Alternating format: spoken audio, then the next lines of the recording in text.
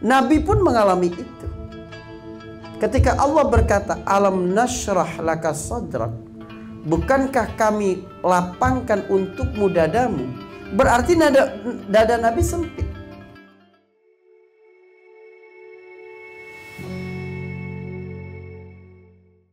Ustadz, apakah mengeluhnya seorang ibu rumah tangga saat mengurus rumahnya dan anak serta suaminya berarti ia tidak ikhlas?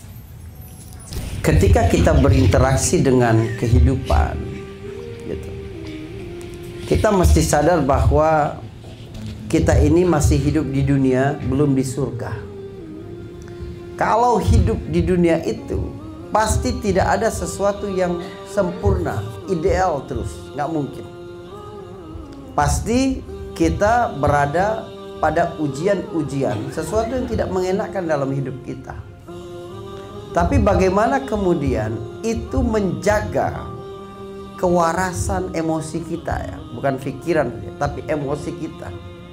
Ketika kita memiliki motivasi akhirat tadi, ketika kita mengkonversinya menjadi ibadah, akan menjadi ringan bagi manusia yang memang sejak awal dalam pikirannya itu di atas kesadaran dunia ini memang penuh ujian.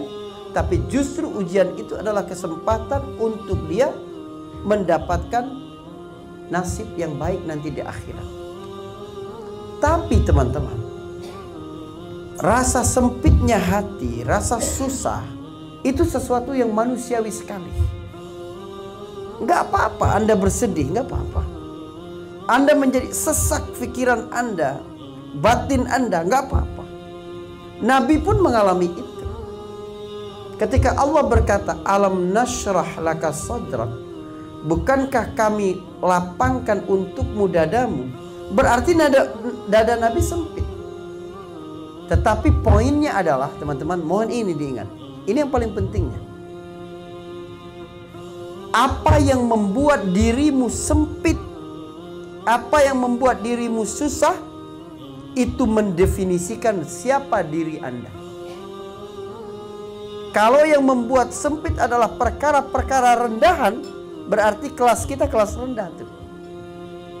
Tapi kalau yang membuat kita sempit adalah urusan-urusan besar, urusan-urusan yang tinggi, berarti kita tinggi. Apa yang membuat Nabi sempit hatinya? Apa? Mustahil Nabi itu sempit hatinya karena kesusahan dengan keluarganya.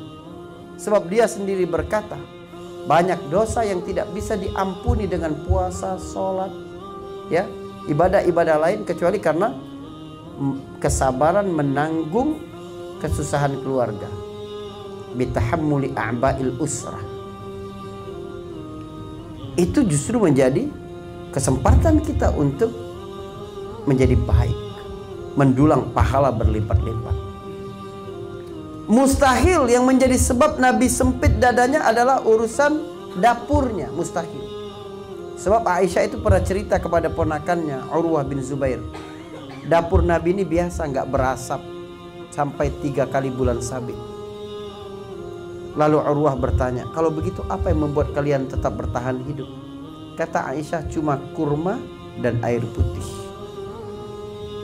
Mustahil yang membuat Nabi itu sempit hatinya karena urusan sederhananya tempat tinggalnya, mustahil. Sebab Umar pernah datang kepadanya ketika dia baru saja bangun dari tidur siang. Dan Umar melihat bekas di pipi Nabi, alas kasurnya yang kasar itu, dan Umar menangis. Nabi bertanya, mayubkika ya Umar, apa yang membuat engkau menangis wahai Umar? Kata Umar, ya Rasulullah, raja-raja Persia itu, coba bayangkan, raja Persia menyembah api, syirik kepada Allah. Tidur di atas dipan-dipan yang lembut, beralaskan sutra, di atas ranjang-ranjang dari emas. Sedangkan engkau kekasih Allah, sedangkan engkau tidur dengan alas kasur seperti itu. Nabi berkata, innama hiyan nubuwah, beginilah kenabian.